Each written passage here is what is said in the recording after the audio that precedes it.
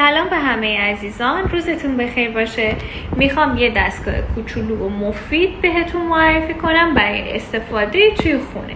یه دستگاه خیلی عالی و پرکاربرد برای لیفتینگ و از بین بردن چروکای صورت.